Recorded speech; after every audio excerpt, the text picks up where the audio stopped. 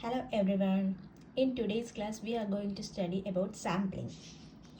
Sampling is the process of selecting a representative subject of a larger population to participate in a research study. Sample is the process of selecting some representatives from a larger population. The subset is called as sample and the larger group is known as population.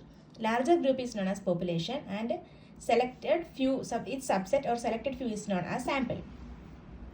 Sampling design. It is a definite plan for obtaining sample from a given population. It is a definite plan for obtaining sample from a given population. Sampling design refers to the techniques or procedure that researcher would adopt in selecting item sample. Here, sample design refers to the technique or procedure that researcher adopted to select samples.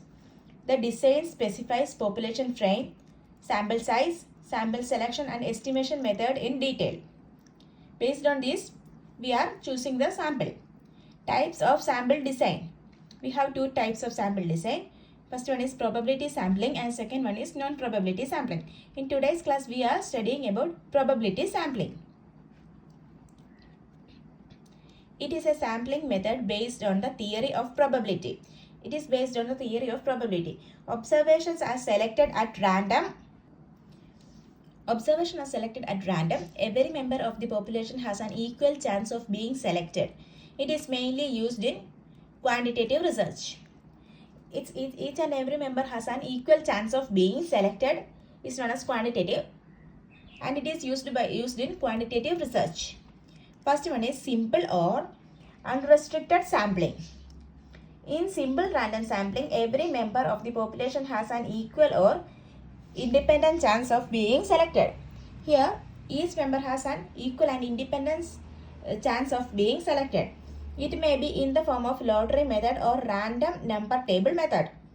Mainly, methods like lottery method or random number table method is used here. Example for that, you want to select a simple random sample of 100 employees of a company A. We want to choose 100 employees of a company A. You assign a number to every member in the company database from 1 to 1000 and use a random number generated to select 100 numbers. The company has 1000 employees. We numbered each employee a number and we choose it in randomly 100. We take 100 randoms from these 1000 numbers. That was simple random sampling. Second one is systematic sampling. In a systematic random sampling, we select every nth case from the population where n is any number. We are choosing nth case where n is a number. Example like fifth person from a group. The nth number is selected at random first. We are choosing the first number in random case. If we are going to select every 10th case, then we choose at a random number between 1 and 10. We are choosing every 10th case, we select one person from the numbers from 1 to 10. Let's say we choose 7. Then we select the 7th case, then 17th case, then 27th case and so on. First we choose 7 from 1 to 10, then we take 17, then take 27 and so on. This way at the start every individual did have equal probability of being selected. Here everyone has equal probability of being selected, but every combination of individuals do not, since only 10 possible combinations could have been drawn. Here we can choose only 10 possible combinations. Every combination of individuals do not have equal chance. Third one is stratified sampling. Under this process, the entire population is divided or subdivided into homogeneous or type of classes called strata on the basis of certain common characteristics such as age, gender, literacy, etc.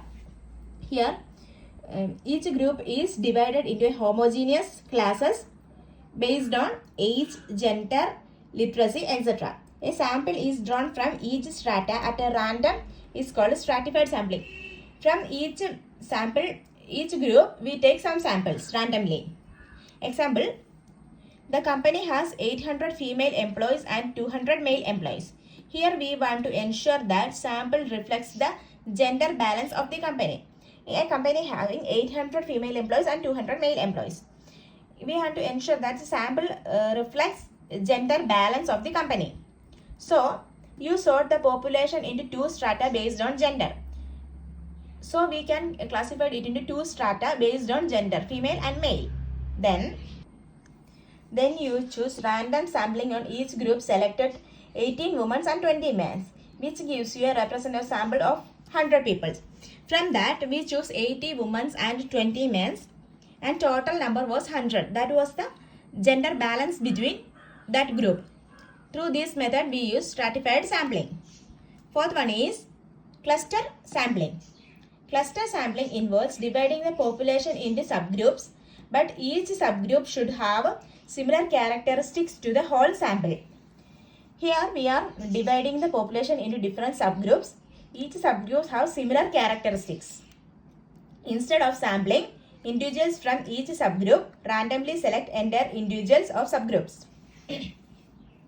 Here, instead of sampling individuals from each subgroup, we randomly select entire individuals of a group. This method is good for dealing with a large or dispersed population. It is very good for dealing with a large population or dispersed population, but there is more risk of error in the sample, as there could be a substantial difference between clusters. They have huge chance of error. It is difficult to guarantee that the sample clusters are really representing the whole population. We cannot ensure that the sample was clearly representing the whole population. Population within clusters is heterogeneous and population between is homogeneous. Within the clusters it was heterogeneous and the population between the hectares was homogeneous. Example for that, a company has office in 10 cities across the country. A company has 10 cities, office in 10 cities across the country. You want to have the capacity to travel to every office to collect your data. So you use random sampling to select 3 offices. These are your clusters. We cannot go to 10 offices, so we choose 3 offices as sample. That was clusters. This was cluster sampling. In today's class, we are looking the probability sampling method. In next class, we will move on to non-probability sampling method. If you found this section helpful in any way, please don't forget to like, share and subscribe to the channel. Thank you.